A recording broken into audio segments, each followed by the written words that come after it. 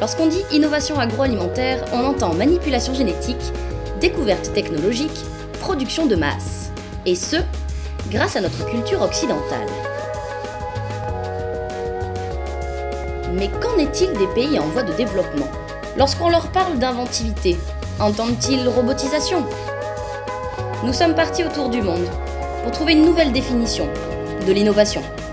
Nous avons identifié des problématiques générales et récurrentes de l'industrie agroalimentaire et tenté d'exposer des réponses surprenantes que nous avons croisées au niveau local dans les pays en voie de développement. Direction l'Afrique, l'Asie du Sud-Est et l'Amérique centrale.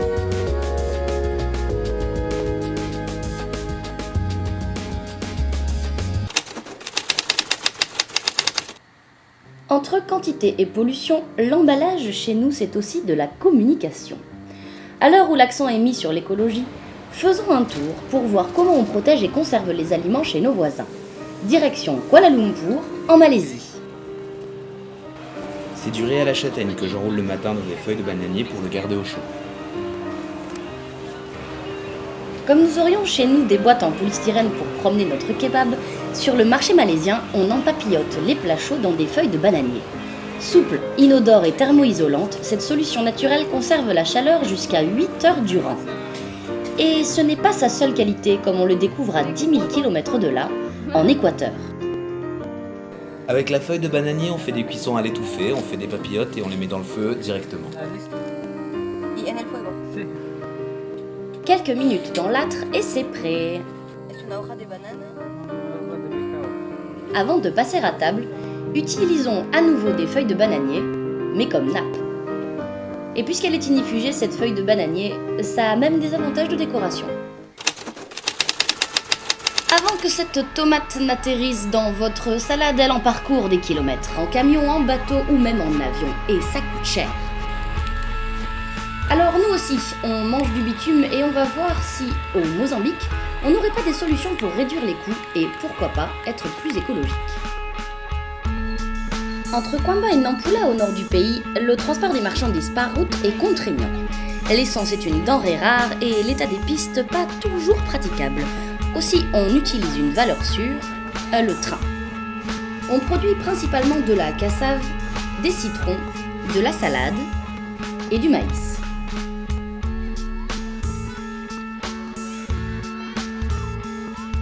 Les productions agricoles s'installent le long des 300 km que représente la voie ferrée et chaque petit producteur indépendant vient à la rencontre du convoi et vend sa marchandise aux grossistes qui font le voyage 2 fois par semaine. Une fois embarqués, les produits sont distribués sur les marchés qui longent la voie ferrée. À la sortie du train, on embauche les gamins du village qui s'occupent alors de ravitailler les stands. Alors certes, le voyage dure 10 heures pour parcourir 300 km, mais la distribution est très bien huilée et finalement tout le monde mange à sa faim.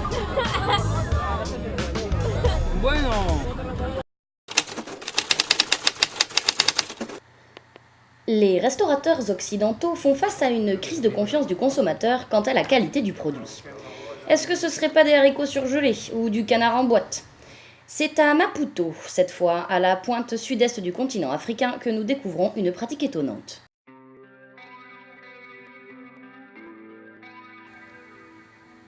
Bienvenue sur la belle plage de Costa do Sol, à Maputo.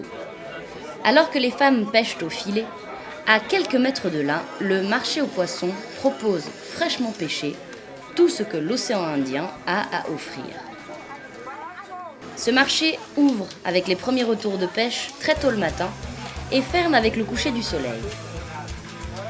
Une fois renseignés sur le meilleur poisson du marché, nous voilà lancés dans la négociation sans merci de son prix. C'est 1,2 kg, j'arrondis à 1 kg. Tout va bien, on a faim et on a un excellent poisson. Problème, nous sommes nuls en cuisine. Qu'à cela ne tienne, sur le marché, des petits restaurants sont installés et les cuisiniers attendent que vous leur apportiez vos produits. Oui, les clients ont vu le produit, ils sont rassurés, il ne reste plus qu'à le cuisiner. Vous choisissez le produit, vous choisissez le restaurant et vous dégustez le meilleur poisson de votre vie, en toute confiance.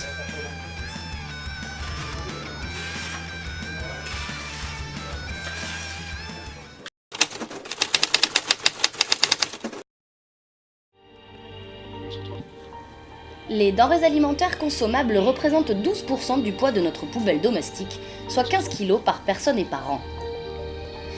Direction l'Asie pour voir ce qu'on fait du poisson s'il n'est pas consommé. Vous voici à Cat Ba, au Vietnam. Pas très ragoûtant, mais en tout cas pas de gaspillage. Les restes de différents poissons sont récoltés et amassés dans de grosses cuves exposées au soleil. À partir d'une saumure, à savoir 15 kg de sel pour 100 kg de poisson, la macération dure 12 longs mois avant que l'on extrait la sauce Ngoc Man dans laquelle on trempe nos nems.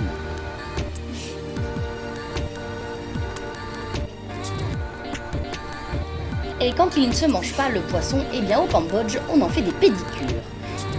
Ces poissons sans dents, heureusement, les Gararufa adorent manger les peaux mortes et exfolient vos petits potons.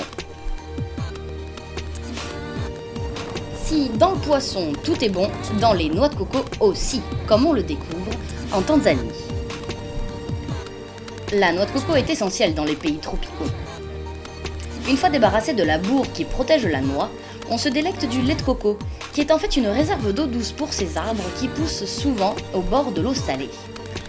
La coquille sert ensuite de récipient, comme ici en Colombie, et les fibres de la bourre se transforment également en balais ou en tapis une fois qu'ils ont été hydratés, enterrés dans le sable.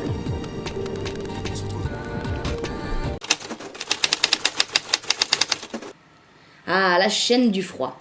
Un casse-tête technique qui assure la salubrité du produit consommable. Il faut déployer des trésors d'ingéniosité pour entreprendre ces opérations logistiques. Alors a-t-on des solutions pour éviter ce déploiement technique ? En route pour le Vietnam, sur la mer de Chine.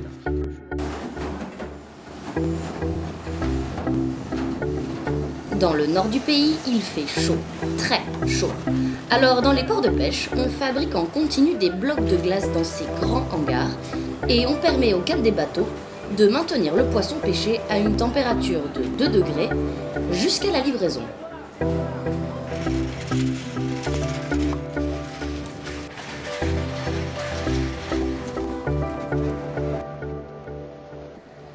Et cette livraison à Puerto Lopez en Équateur, elle a lieu directement sur la plage. Le poisson est déposé sur le sable et automatiquement pris en charge par les poissonniers qui vident et découpent la marchandise à même le sol.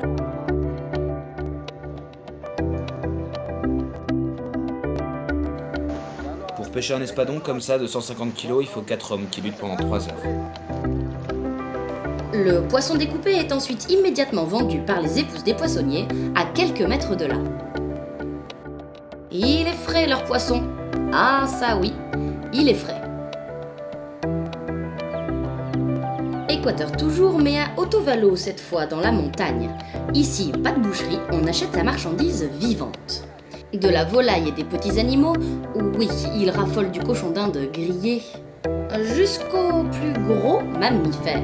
Je suis descendu de la montagne pour vendre cette vache. Pour toi, c'est 180 $. Ici, tout se négocie. C'est la lutte contre le prix ou contre l'animal lui-même. Mais on repart tout de même avec son escalope tenue en laisse. En termes de fraîcheur, on n'a pas vraiment trouvé mieux.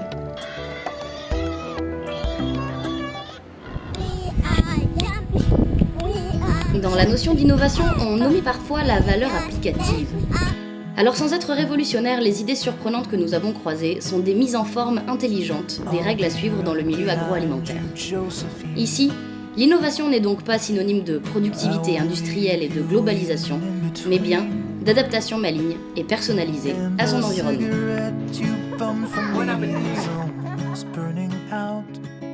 Suck it till your fingers burn and then throw it on the ground. I'll be right